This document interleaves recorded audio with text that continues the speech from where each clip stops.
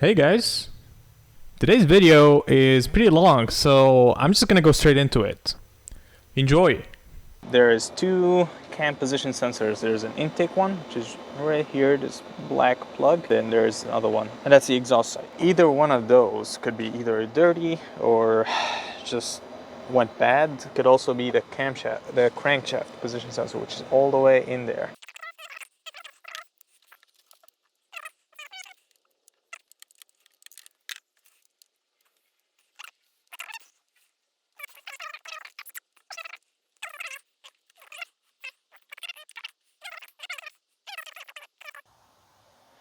Pretty new to me. We'll talk about learning things the hard way. This is supposed to be flat, but I don't find out till later on in the video. Yay! I was misled that it looked brand new, and had I only figured it out then, would have saved me a lot of time and effort. Now we'll try to get the other sensor out. And if you guys haven't seen this crazy tool before, just saved my life. It's basically a nice, thin, long magnet. Finds your sockets for you. So that's perfect.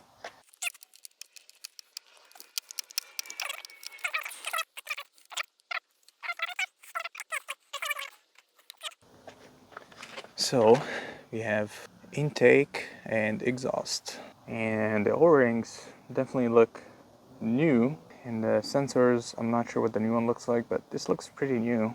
Now as far as the wiring looks like, this is could use a little bit of cleaning. They definitely look oily. Where did the other one go? Here he is. Yeah, same idea. So maybe we just need to clean these. I think what we'll do is we'll clean them. We'll clean both sensors. We'll test the sensors, and I'll try to start the car. If it still doesn't start, then it's probably the crank sensor in the back electronics cleaner thing. So I'm gonna clean all the crap out of the connector. Yep, definitely a lot of junk coming out of it. So basically what I'm trying to find out is it getting the 5 volts for the sensor or not. So I'm gonna perfectly dry now and we're gonna connect the sensor. This is the exhaust one again, on the exhaust connector, and I have my multimeter here so you guys can also see what it's saying. And I'll get my negative side. I mean, there is a ground here on the car, on the frame, so I'm just gonna put it there. So we have our negative connected, and for my positive, so I know we're definitely running out of sunlight, but I'll try to be quick with this. So I have one end of this wire I'm holding is a needle, so I can poke into the connector, and the other one is just a clamp, so I can clamp my positive lead. So I'll just clamp this, put it aside, make sure it's not touching any grounds. Car should be in on position. Let me go confirm that. And now I'm gonna use this needle to yellow wire of the exhaust, and let's see what the multimeter will say. And that's 4.65 volts. The voltage is definitely supposed to go to 0. Okay, here we go. So metal, it goes to 0. You remove it. 4. I did test the other sensor and I got similar results again, so both sensors seem to be working fine.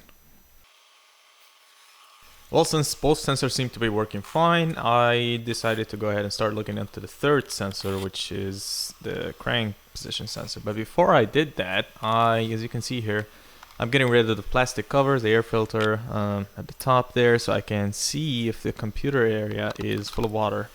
Because apparently that's like a common issue on these cars, and if that area is not sealed properly, water can get in there and ruin your day for the rest of your life.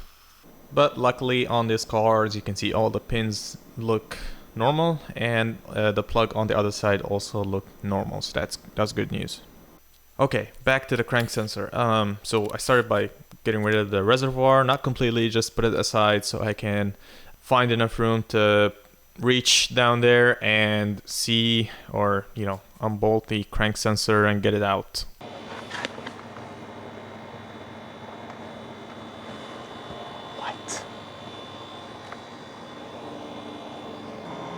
It wasn't even bolted in.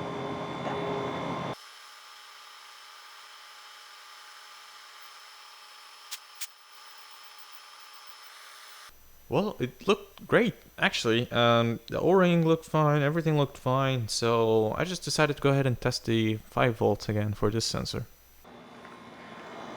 Okay, now the car is on. Showing 4.8 volts, put it against something metal, 0. Okay, so to summarize today's, I guess progress, I think it's progress. There's 3 sensors, the top cam sensors and the crank sensor, which is all the way down there. And I think these 2 are working, even though they don't look like they're factory, but they look new. And we tested them and they work.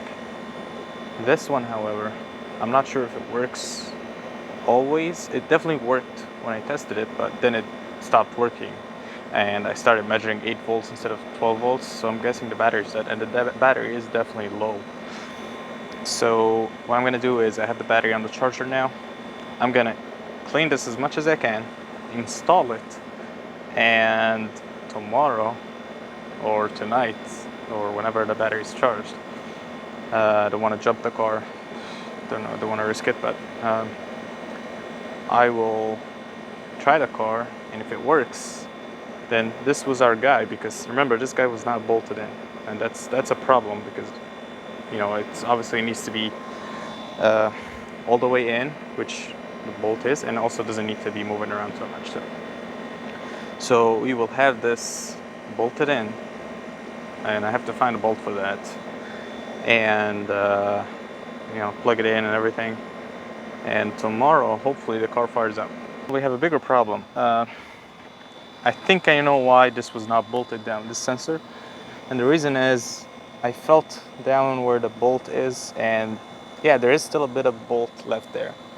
So whoever was trying to install this sensor last time over torqued it and snapped the bolt head off, leaving the rest of the bolt in the block. So we can't bolt a new one in until we extract the old remaining bolt.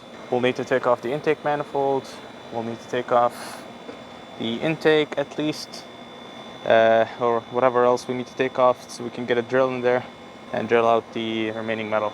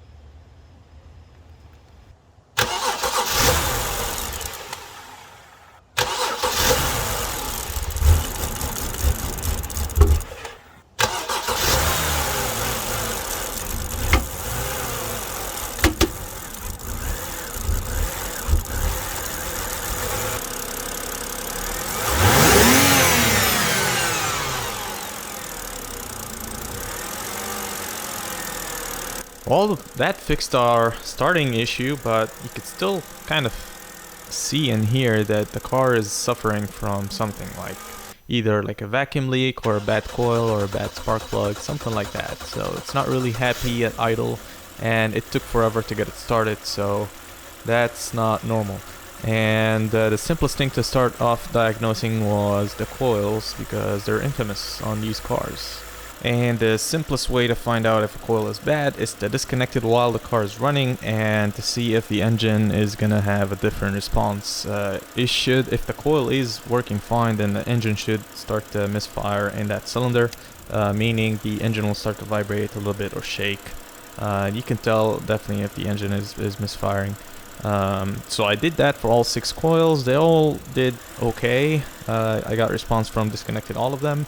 There was one coil that looked suspicious, and it was broken at the tip, so I just decided to eliminate any possibilities and decided to replace it, which future me can tell you that actually helped in the end.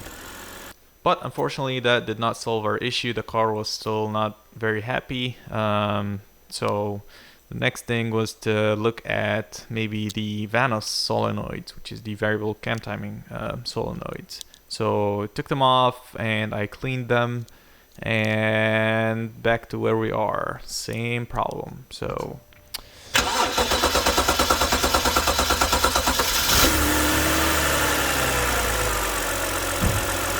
I tried the method of the torch.